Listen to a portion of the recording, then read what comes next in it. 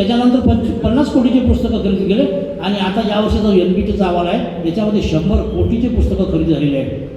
हे 100% सत्य आहे. पुस्तकं खरेदी करणे म्हणजे वाचन संस्कृतीची वाढ झाली असं म्हणता येणार नाही. तर तुम्ही जोपर्यंत पुस्तक जे आहे, साहित्य जे आहे हे वाचकांच्या हातापर्यंत देणार नाही तोपर्यंत खरी वाचन संस्कृती समाजातल्या शेवटच्या घटकापर्यंत पोहोचणार नाही. म्हणून या ठिकाणी मला आवर्जून सांगायचं की ग्रंथालयांनी वाचन संस्कृती पोहोचण्यासाठी एक वाचन वाढवा अभियान किंवा वाचक कसे वाढतील या माध्यमातून वेगवेगळ्या प्रकारचे प्रयोग आपण या ठिकाणी जर केले तर निश्चितच आपल्याला ही वाचन संस्कृती समाजाच्या शेवटच्या घटकापर्यंत पोहोचण्यास मदत होईल. मला या ठिकाणी आवर्जून सांगायचं की या बुलढाणा जिल्ह्यामध्ये जी काही ग्रंथालय आहेत त्याच्यासाठी हा जो ग्रंथोत्सव आहे, हा जो ग्रंथोत्सव ज्याला लोकोत्सव जोपर्यंत होणार नाही तोपर्यंत वाचन संस्कृती ही समाजाच्या शेवटच्या घरात पोहोचणार नाही. तर या ठिकाणी काय करायला पाहिजे, तर आपल्या बुलढाणा जिल्ह्यामध्ये 307 ग्रंथालय आहेत.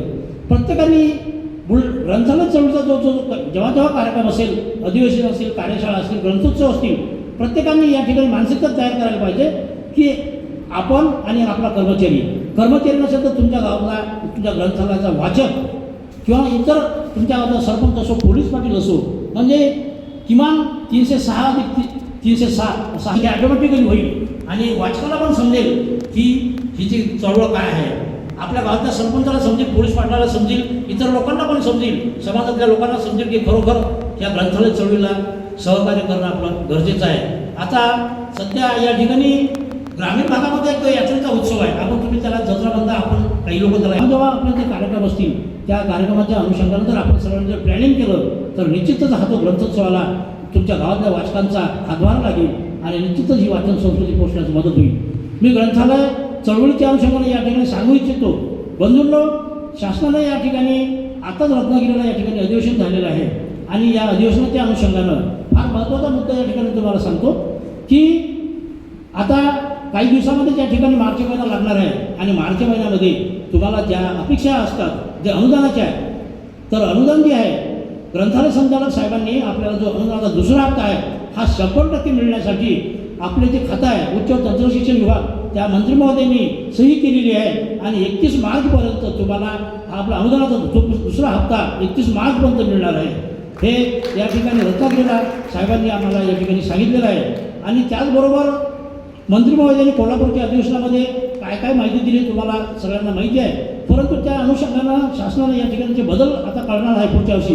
जसं आता शासनाने धोरण आखलेलं आहे की वर्गबदल करायचे आहे, नवीन ग्रंथालयाला मान्यता द्यायची आहे, त्याच्यानंतर अनुदान वाढ करायचं आहे. तर त्या जी ग्रंथालय वर्गबदलच्या अनुषंगाने जे काही शासनाचे निकष येणार आहेत त्या निकषाची पूर्तता, कारण आता ग्रंथालयाच्या जे तपासणी आहेत वर्गबदलच्या जे तपासणी आहेत आपल्याला जे प्रस्ताव सादर करायचे लागणार आहे, हे प्रस्ताव ऑनलाईन जे लोक सादर करतील ते ऑनलाईनमध्ये ज्या लोकांचे प्रस्ताव परफेक्ट नसतील, परिपूर्ण नसतील, त्या लोकांचे ज्यांचा प्रस्ताव पूर्ण होईल, परिपूर्ण होईल, त्यांच्याच ग्रंथालयाच्या वर्गबदलच्या तपासण्या होतील. जर त्या प्रस्तावामध्ये जर काही तुमच्या जर त्रुटी आढळल्या तर तुमची तपासणी होणार नाही, तुम्ही प्रस्ताव करता अपात्र झालेले आहे. म्हणून तुम्हाला त्या आता मार्चमध्ये जर समजा या ठिकाणी शासनाने जर काही निकषपर्यंत आपल्यापर्यंत पोहोचले तर त्या निकषाच्या अनुषंगाने तुम्ही सगळ्यांनी पेपरच्या मासिकाच्या वर्गाने भरले पाहिजे, तुमचे सभासद त्या ठिकाणी वाढलेले पाहिजे, तुमची पुस्तकसंख्या त्या ठिकाणी वाढलेलं पाहिजे, तुमचं फर्निचर या ठिकाणी वाढलेलं पाहिजे, तुमच्या ग्रंथालयाच्या भौतिक सुविधा त्या ठिकाणी तुम्ही परिपूर्ण केल्या पाहिजे. या ग्रंथालयाच्या कार्यप्रणालीमध्ये सगळ्यांनी बदल करून हा जो बदल आहे बदल सगळ्यांनी स्वीकारला पाहिजे असं मी तुम्हाला या ठिकाणी आवर्जून करतो.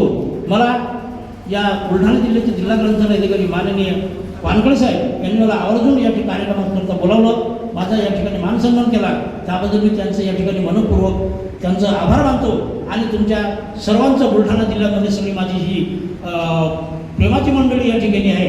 तर मी या चळवळीमध्ये जे काही उभा आहे आजपर्यंत, या चळवळीमध्ये बुलढाणा जिल्ह्याचा फार सिंहाचा वाटा आहे, त्यांच्यामुळेच मी या चळवळीमध्ये आजपर्यंत टिकून आहे. तर मी या सगळ्या बुलढाणा जिल्ह्यातल्या ग्रंथालय पदाधिकाऱ्यांचं, कर्मचाऱ्यांचं मी या ठिकाणी मनपूर्वक आभार मानतो आणि थांबतो. धन्यवाद.